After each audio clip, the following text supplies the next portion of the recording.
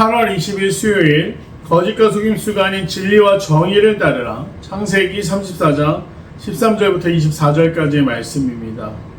디나에게 벌어졌던 일로 인해 야곱의 아들들도 들에서 돌아와 아버지와 함께 하몰과 세겜과 이 사후 처리에 대해서 어떻게 이제 디나에 대해서 할 것인지 논의하기 위해 만났습니다. 그래서 이 세겜이 진심으로 나는 디나를 좋아한다. 그러나 야곱의 아들들의 생각은 달랐습니다. 13절을 보면 세겜이 그 누이 디나를 더럽혔다 라고 기록하고 있습니다. 그럴 수밖에 없는 게 구별된 하나님의 백성도 아니었고 또 디나가 원했던 바도 아닌데 세겜의 정욕으로 인해서 벌어진 일이었다라는 것을 밝히고 있는 것이죠. 야곱의 아들들이 그들에게 말하되 우리는 그리하지 못하겠노라. 할례 받지 아니한 사람에게 우리 누이를 줄 수 없노니 이는 우리의 수치가 됨이라. 즉 디나를 아내로 요구하는 그들에게 당신들은 하나님의 백성도 아니고 심지어 할례도 받지 않았기 때문에 우리 누이를 아내로 줄 수 없다. 이미 협상의 주도적인 역할은 야곱이 아니라 그의 아들들이 하고 있다라는 것을 볼 수 있습니다.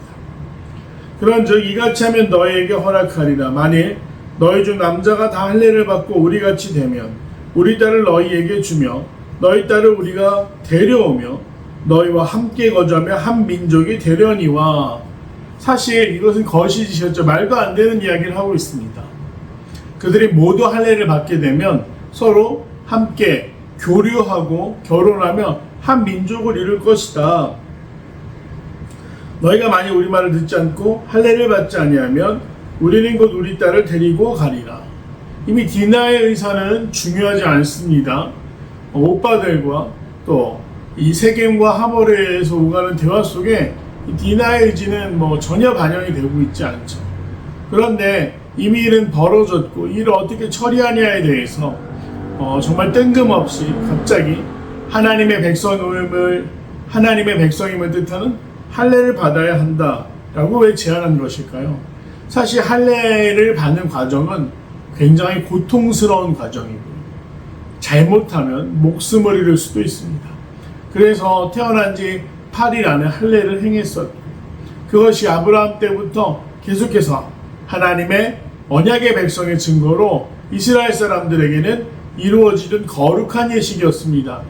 근데 이 거룩한 예식을 지금 야곱의 아들들은 어떻게 활용하려는 것입니까?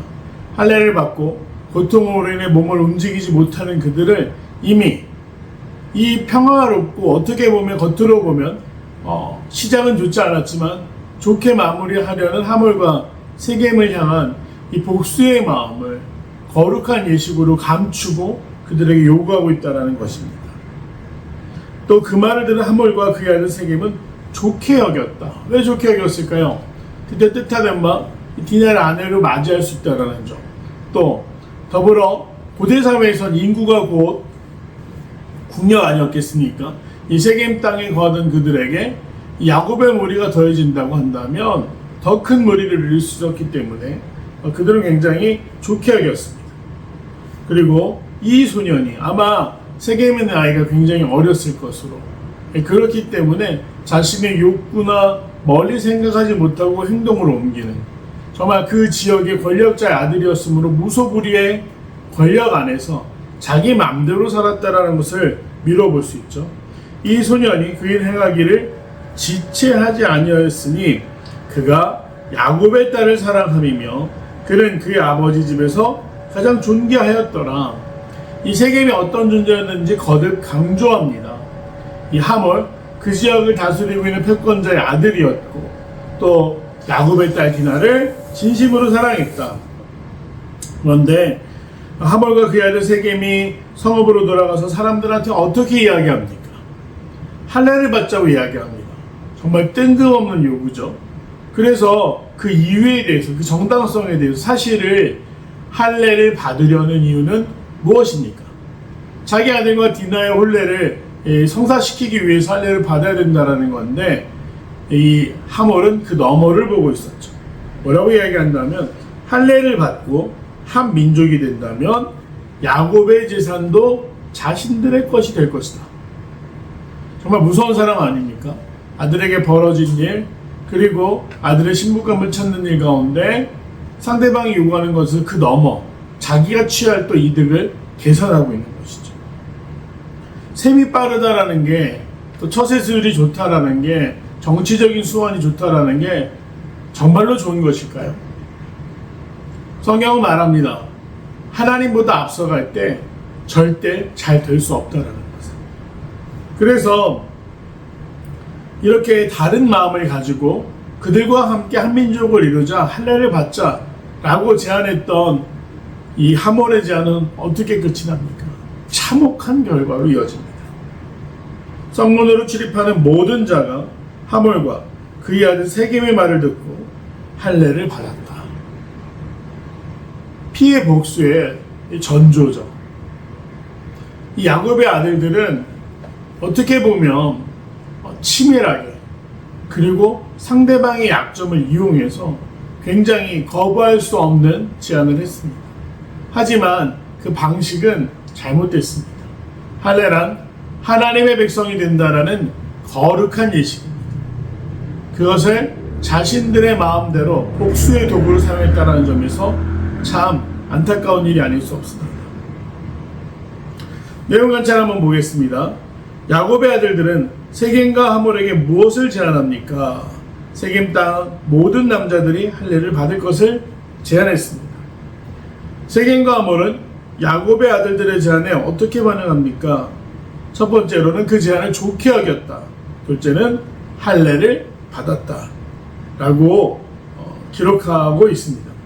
연구와 묵상입니다. 3번, 야곱의 아들들이 세겜과 하몰에게 할례를 제안한 이유는 무엇입니까?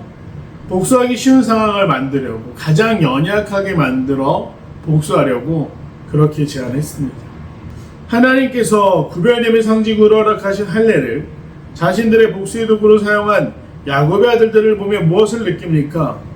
목적도 정당하지 않았고 수단도 정당하지 않았으며 가장 중요한 일, 그 일을 위해 하나님께 간구하지 않았다, 기도하지 않았다 라는 점에서 모든 것이 잘못됐다고 볼 수 있습니다. 마지막 결단과 적용입니다. 최근에 세상의 방식대로 거짓과 속임수를 사용한 적은 언제입니까? 하나님 앞에서 거짓과 속임수를 버리고 진리와 정의를 따르며 살기 위해 무엇을 실천하겠습니까? 성경은 말합니다. 속임수를 썼을 때 그 결과까지 결코 좋을 수가 없다라는 것을 이야기하죠. 아브라함은 어떻게 합니까? 자신의 목숨을 보존하기 위해 아내를 누이 동생이라고 말했을 때 하나님이 그 일에 개입하셨습니다. 또 야곱이 속임수를 썼을 때 어떤 일이 벌어지게 됩니까? 그는 꽤 긴 시간 동안을 정말 노예처럼 살아야 했습니다. 그 뒤로도 마찬가지죠. 속임수를 쓸 때, 지도자들이 속임수를 쓸 때, 다윗이 속임수를 썼을 때 하나님 어떻게 하십니까? 만천하의 그의 범죄가 드러나게 하십니다. 성경은 이야기합니다. 하나님보다 앞서가서는 안 된다. 우리는 하나님이 우리의 길을 열어주신다라는 것, 또 우리와 함께 하시면 지키신다라는 믿음 안에서 하나님의 뜻을 먼저 구하는 것이 중요합니다. 하나님보다 앞서가지 않게 하옵소서, 기도하게 하옵소서. 그 고백을 통해 하나님의 전신갑주를 입고 이번 한 주도 승리할 수 있는 귀한 성도들이 되시기를 간절히 소망합니다.